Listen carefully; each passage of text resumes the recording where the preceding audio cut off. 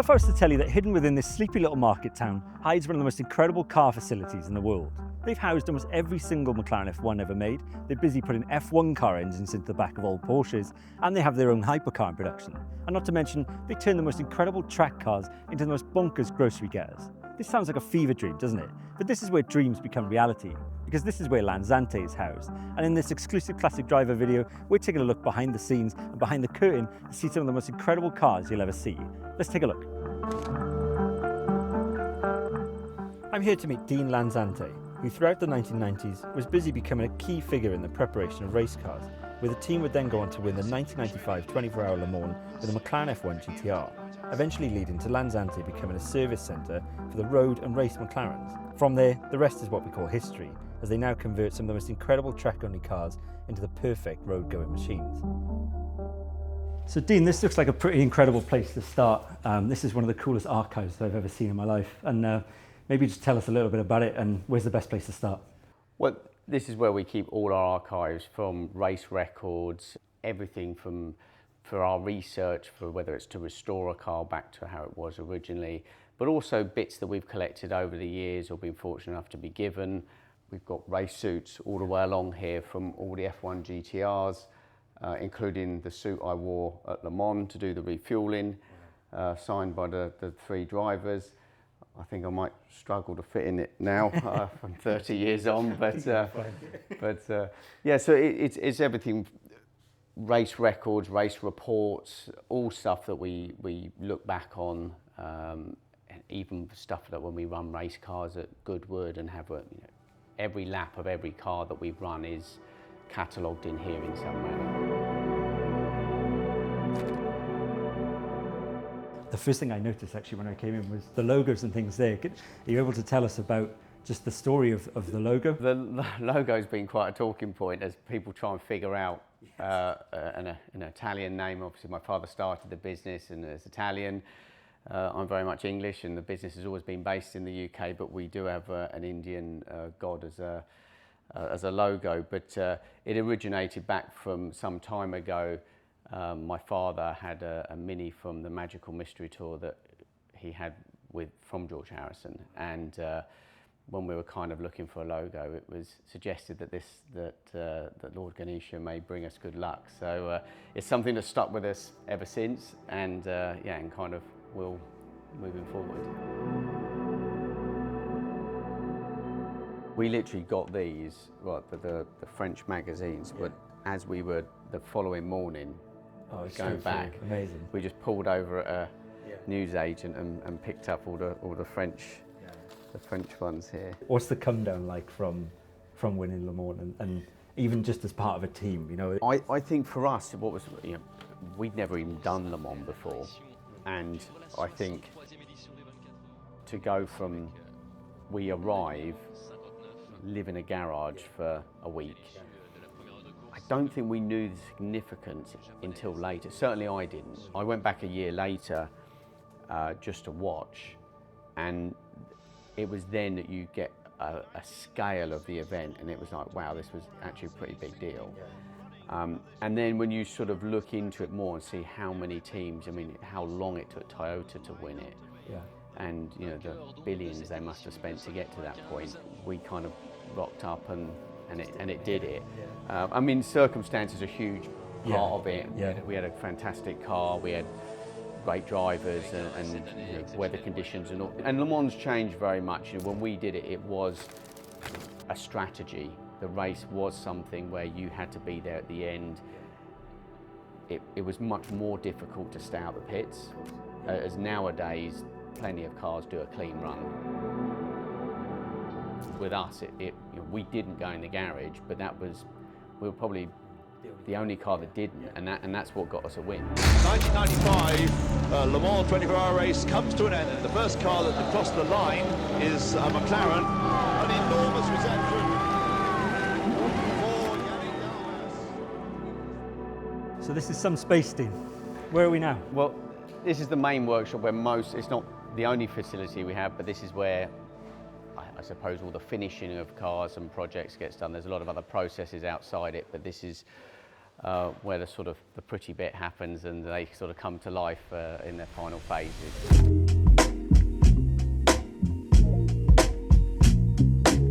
We've got 3 P1s here, different projects in various phases. With the P1 Spider, we're only doing 5 of these. This is actually the first one, but being the first car, it was kind of a prototype, and then it's been put into what I would call like a deliverable final spec. And then we've got 2 HDKs. One is the final, the 9th car, so the green one. Yeah. The colour's actually based off of one of the F1s, chassis 22. And then this one here, the customer's had this for several years. It's just come back from the US. He did a drive-in tour with it, and it's just a tidy up of stone chips and sort of being used. The colour is incredible, yeah. But this one did just over 3,000 miles in the US in the spell of like 2 months. When people look from the outside at these projects, they think, oh, these just get mothballed, they go into fancy garages and never get used. Most of our stuff gets used, and gets used pretty heavily, to be honest with you, and that's the best way. Is, you know, this has been in Saudi, it's done tours in Europe, tours in the US. The guy genuinely uses it, not too precious about it. It can all be tidied up.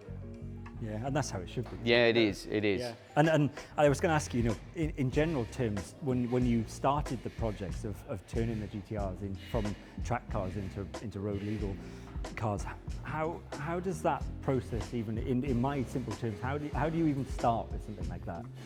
Each road conversion is quite different, and that has changed. I mean, P1 GTR is 7-8 years old now.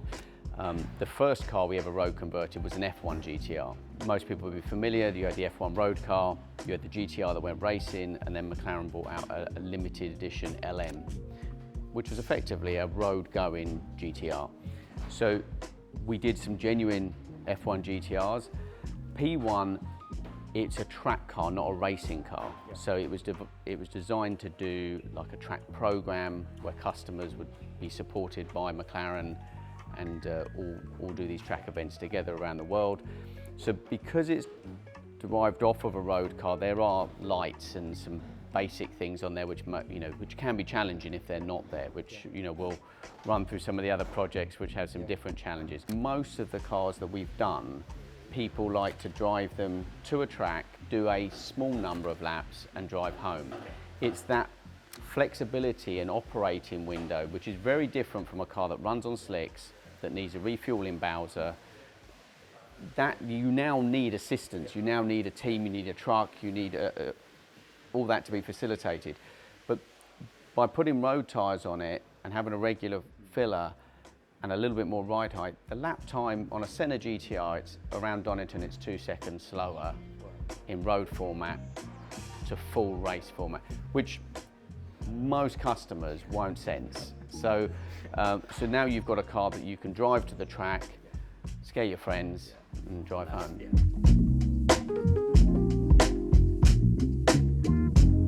Again, a good segue of the kind of past, present, and then this was probably the most recent project that you unveiled. This is pretty special. I mean, the standard normal one of these, you can tell the viewers what it is, but this is as good as it gets for me personally. The Tag Turbo, it looks a pretty stock car in appearance. Actually underneath there's quite a lot of changes. The project is based off of an original car, so it wasn't just me going crazy and deciding to put an F1 engine into a 930. There is an original one that's still with McLaren. It's much more of a mule. It was used to test the engine, so it's pretty rough underneath and everything. It's more of an operational device. As we fine-tuned and finished it a little bit more, made it a little bit more user-friendly. But it's genuine engines, not remades. They have history with them. They were issued to us from McLaren, so it's shoehorned in there. Just the engine alone is 100 kilos lighter than a standard engine for here, so it changes the setup of the car quite dynamically, because as most people with a 911 will know, you normally got quite a rear bias weight. As with this, the engine is much lighter. And the championship ones have 630 horsepower. It weighs 970 kilos. And that's with fluids, that's like a genuine running weight. The regular road one is 1,025 kilos and has 500 horsepower. I can imagine a lot of people probably, when you first unveiled these, I can imagine their first conversation was, well, how do you maintain it? Yeah, You know, engine how life. do you even comprehend putting an F1 car engine? And it's not just any F1 car engine. No. It's, you know, they're stamped and they're driven by some of the greatest drivers in the world. You know, and it's in terms of maintenance, how is it? Is it as scary as it sounds, or is it not? It's all dependent on how it's driven. That's a big thing. Ironically, there is a sweet spot. Poodling around with this thing and just stop starting it is not that good for it. It's actually better being driven and being used. We've got one that did 3,000 miles in a year, which for a car like this, I mean, there's not many hypercars that people would even do that with, let alone a car like this. So we ended up buying 15 engines, doing 14 cars, 11 of the standard version, 3 of the lightweight championship version. You see so many people who have incredible engines as coffee tables or, Yep. or on display, and you know, that's a lovely thing to have. But this is, you know, this is such a lovely celebration and a touching, almost tribute to the original one, but done in a way that lets you drive it as it was intended, and probably better, a lot better probably than the test mule, isn't it? Yeah, it is. Yeah. Compared to that, it is. It's also a privilege, really, for someone who owns one to say, wow, I am driving an engine that won a Grand Prix or got a podium at a Grand Prix. And a lot of them by multiple world champions. You know, Lauda and Prost both won 7 championships between them. That's a pretty special thing to say that you've not just got, which people, like you say, do collect as a coffee table, but you can actually turn a key and drive it and use it. It's a pretty special thing. Do you think that this project could ever happen again, or happen with another engine, or is there a dream? You know, is there a Ferrari V10 from Schumacher's golden years that you'd love to put in a car? Is there something? Potentially you could do something like this again, but the story is not as authentic because this is based off of an original variant. Yeah. As you could do it, but unless a manufacturer's actually done it themselves, I think that's what was kind of special about this. It was based off an original that no one can buy. It is with McLaren, so it's not like I've just made a continuation of it. It's genuinely no one can have it. And it was done with permission from the factory, and the engines, the histories of the engines are authenticated by the factory. So I think that's where it's been quite a special. I don't know how I could repeat it.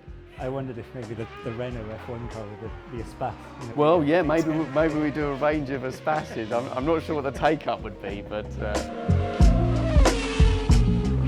I'm always going to be drawn to this because of green over tan, and that's perhaps my spec.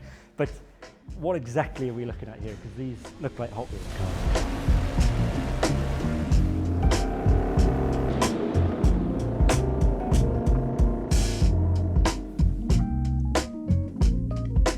Where things go from here, I'm not sure, but so again, some more track variants. I believe there's around 40 of each of these. You've got the Lamborghini Essenza, based off of a road car tub, but the engine is turned round, so it's a mid-engine now, as opposed to a rear engine. That's why it's also over 5.5 meters long. It's a huge car.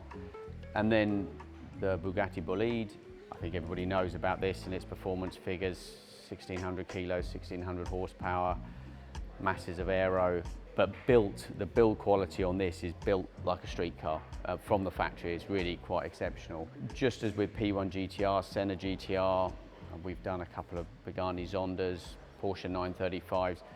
There's an attraction to put this on the road. Start of the program, they look pretty complete, but a lot's been going on behind the scenes. This is carbon brakes, so we need to make carbon ceramic brakes.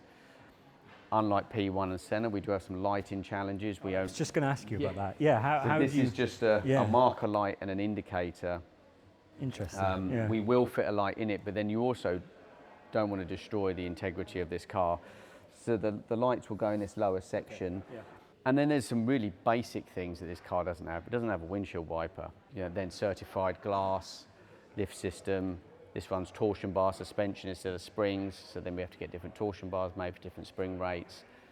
Bespoke wheels. Tyres we'll use from a pure sport, so we can carry some stuff over from the road variant.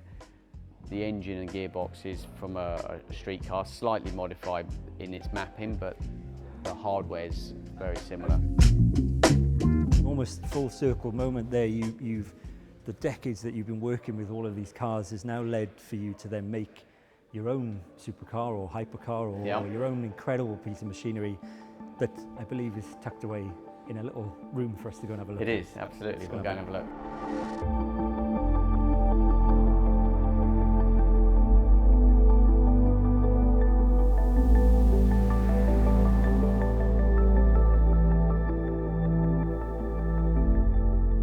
Okay, so we are actually peeking properly behind the curtain here. So what have we got here, Dean? So this is a project we're working on. You're sort of seeing it in its infancy. We launched it at Festival Speed 6 months ago. It's 9559. It's based off of a McLaren platform, but it's pretty far from that in that it's a 3-seater. Similar layout as the F1. The concept of the car is it's quite a usable car. It's designed to have a decent range fuel cell, luggage space, relatively simple on maintenance as well. It's not a hybrid car, so the performance levels are very good. It is very lightweight for such a car.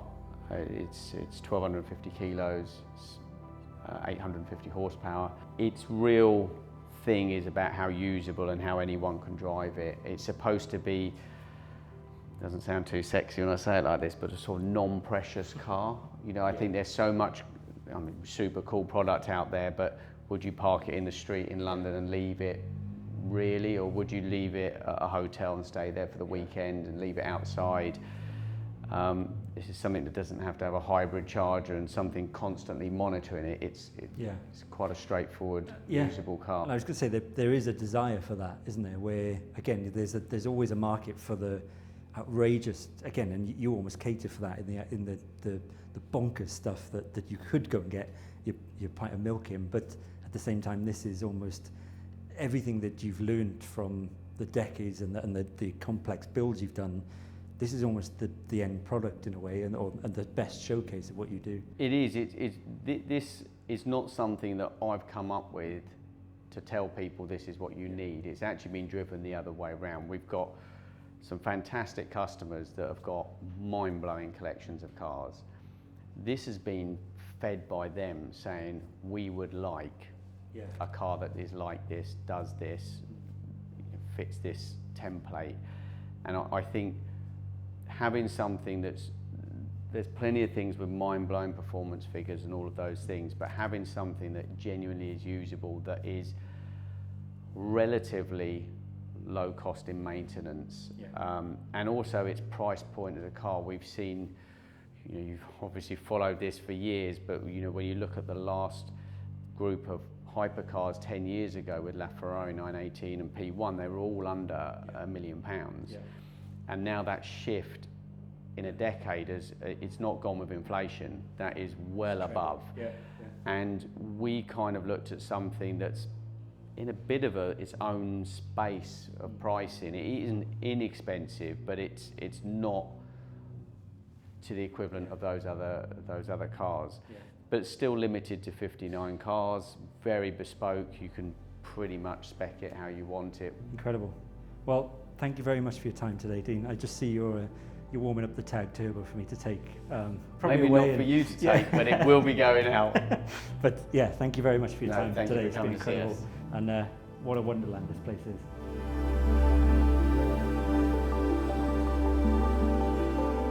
So the Dean Lanzante Just a Specialist Centre truly is doing the place a disservice. The guys who work here truly are some of the most talented in the world, all working in this incredible facility that even 007 would be jealous of. We can't wait to see what 2026 brings for Lanzante, and a huge thank you again to the team, and especially Dean, on this incredible opportunity. Take care guys, we'll see you soon.